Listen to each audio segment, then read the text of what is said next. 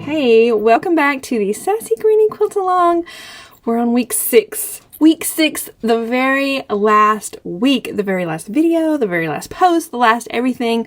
One more step and we will have our Sassy Granny quilts completed, or quilt top completed. So what I'm going to do is I'm going to walk us through this, just in case you're brand new. We're going to get our block on the design wall.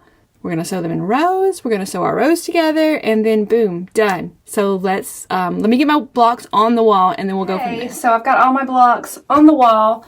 I've got 5 across and 5 down. So you may have something different going on and that's fine.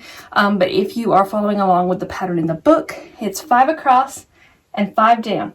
One big thing to note is that the blocks are going in 2 different directions and they alternate. All right, so you see, and it's per block. So like this block is going, all the seams are going up, and this block, all the seams are going down. And I'm talking about these cross seams with your background. So going horizontal, vertical, horizontal, and then vertical, horizontal, vertical, horizontal, vertical. And it's important to do that so that you don't have to line up those seams. So this will come together without you having to even think about seams, which is handy dandy. So yeah, so don't forget to do that. And so I know we all have our own little way of doing things. So if your way is different from mine, do you. But if you are brand new and you're trying to figure this whole quilting thing out, we're just going to sew our blocks into rows. I like to start from the bottom. It's just a preference thing, so not a hard rule. So what I'm going to do is I'm just going to grab all the blocks from the bottom here. I want to keep these in order so I can sew them together and it be the exact same order as it is on the wall. So I'm going to take these to the sewing machine. Okay, so I've got my blocks in the stack that they were meant to be in. Let's see. And I'm just going to take the top 2. And again, it's really important to keep these in order. Before I sew these together, I just want you to see this up close. You can see this block is going this way, and this block is going this way. And this way I don't have to, you know, match up these seams or do any kind of pinning. I just put, I just put my right sides together. And so, and I'm gonna use my 1/4 inch seam allowance.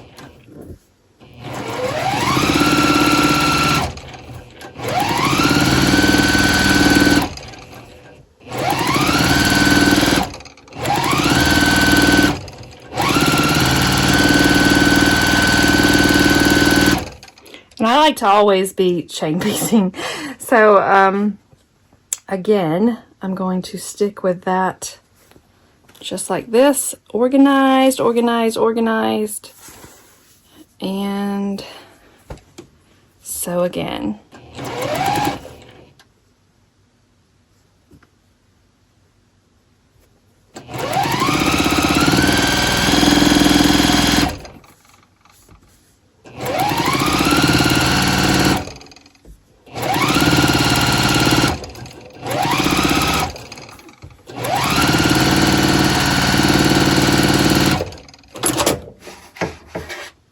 Alright, so I'm going to cut this thread that connects them. This one goes here, and this one gets opened up. Take the next one in line, and then sew these together.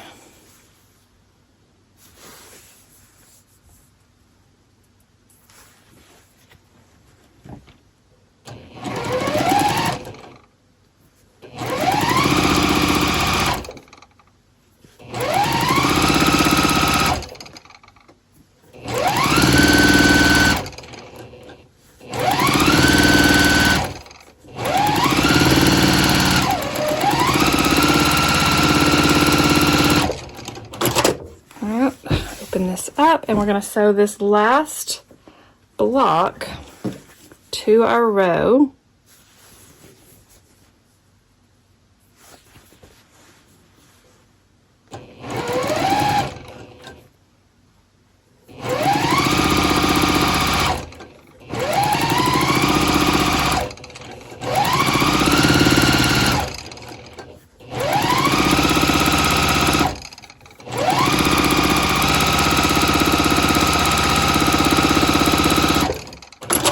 All right, that's our first row done. Let's go to this pressing mat. Right, when I take my row from my sewing machine, I always keep my hand on that last block so that I don't get my row, you know, fumbled about or in the wrong position.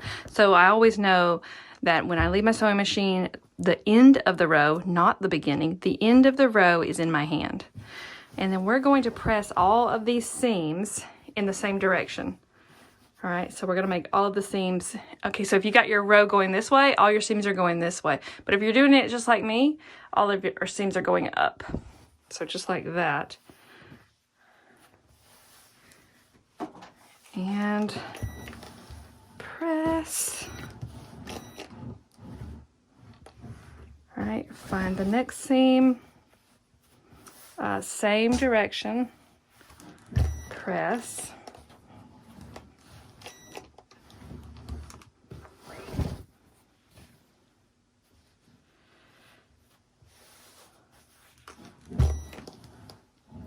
And we'll keep going down this row, just like this.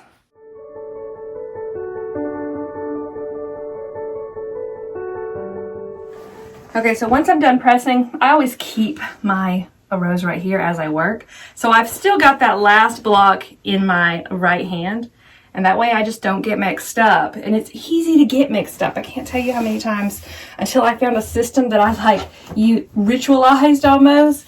I was always getting mixed up. So I just leave this row right here, and then I go and get my second row.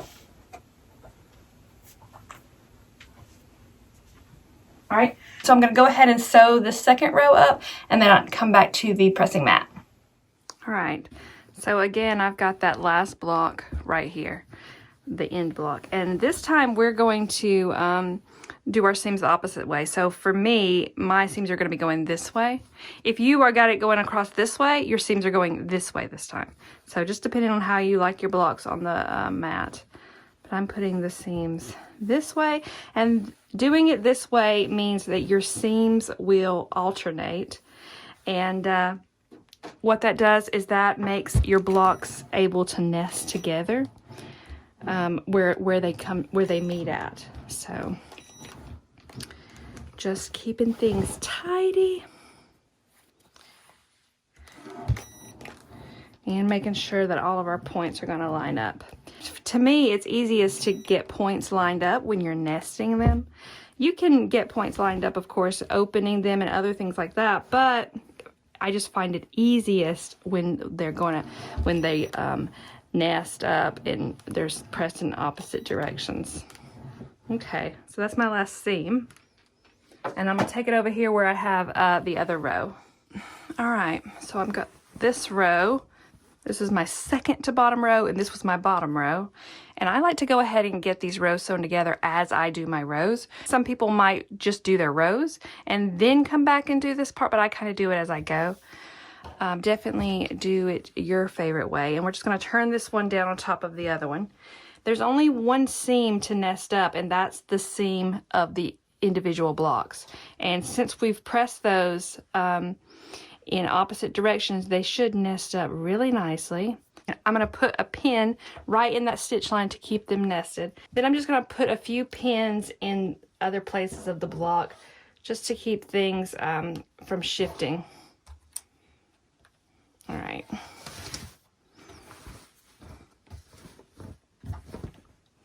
Okay, we got a seam right here to get nested. And then fill this space in.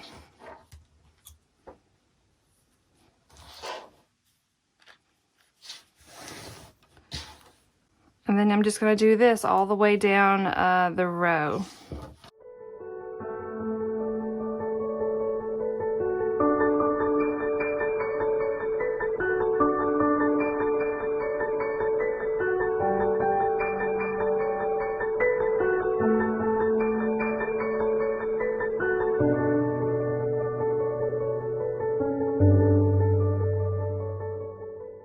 All right, so that is the whole row pinned.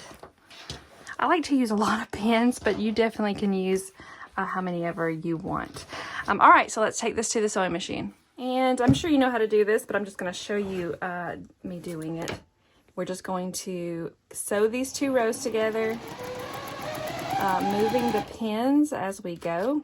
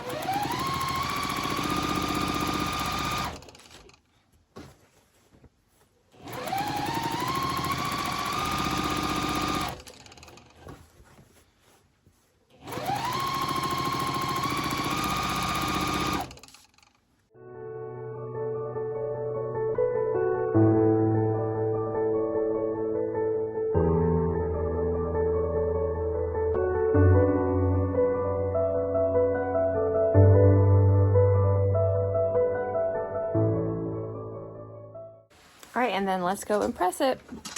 All right, so let's get this kind of looking like this. And I just usually kind of press this seam just to set it. I don't usually do the whole row, but just this initial part that I've got on my pressing mat will usually get the job done. And then I'm just going to flip this up. And I don't get particular about my cross seams when it comes to rows. So I'm just going to press this, all of these seams up just like this. And I'm using steam and just making sure that I get everything nice and flat. Makes the quilting process easier when you do.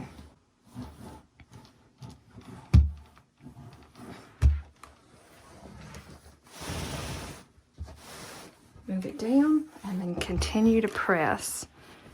And sometimes they, you know, the seam tries to shift, so I just kind of maneuver it where I want to.